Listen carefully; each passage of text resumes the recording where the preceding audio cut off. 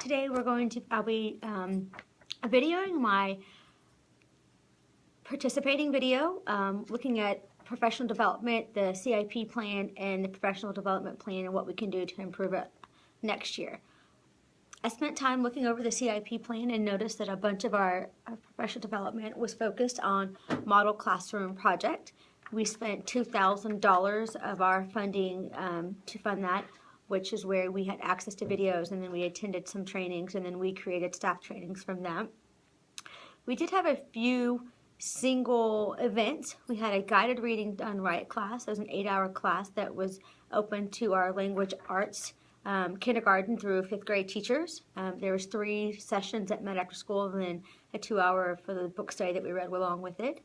There was a math make and take class. It was a 2-hour class. It was open to 3rd and 4th grade teachers, where they were making some games to put into their classroom that were aligned with the curriculum.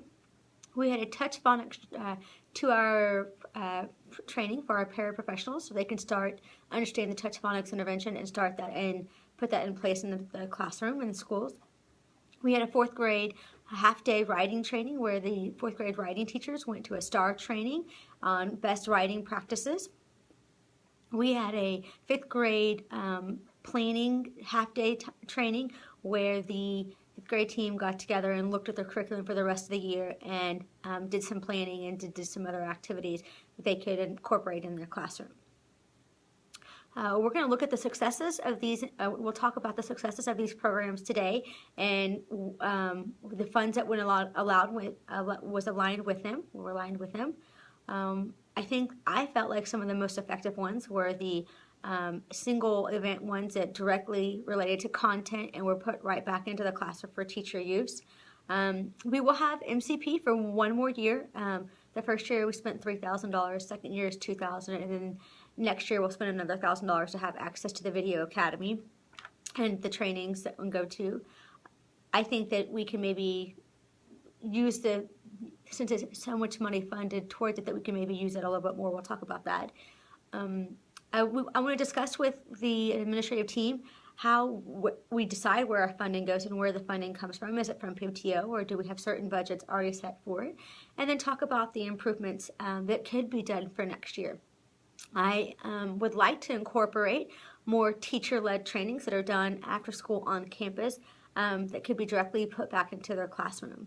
I know I've been discussing with with a media specialist and the librarian about doing a technology book study, and then maybe also doing a technology, kind of like a make and take activity, but where she's introducing a new technology like Plickers or Prezzies, these technology things that could be used in the classroom, and that the teachers get to understand what they are and then practice using them and create something so that they could turn around and have their students use them in their classrooms. I think that we should also add in maybe some more book studies. Maybe we could add one a content level book study, like maybe a math book study or science book study or a writing book study or something like that for each content level, so teachers can have some ways to grow that way. I would also like to have a make and take sessions once in 9 weeks, that's how it's broken down, per content area, to try to find other ways to do some of the teaching that is more hands-on and more engaging. Again, another make and take, or what can I do to put some fun activities into my classroom. Another one I thought we could maybe do is, what else can we do besides a worksheet? I know that in reading, we have constantly reading passage after reading passage after reading passages. What are some other ideas that we could maybe share or come up with that could be a way to assess what the reading skills were besides a comprehension packet or a math packet? You know, a class a while ago, we just cut it up and put it around the room, or change the color of it, or change the way you found your answers, and trying to find other ways to get that involved in the classroom.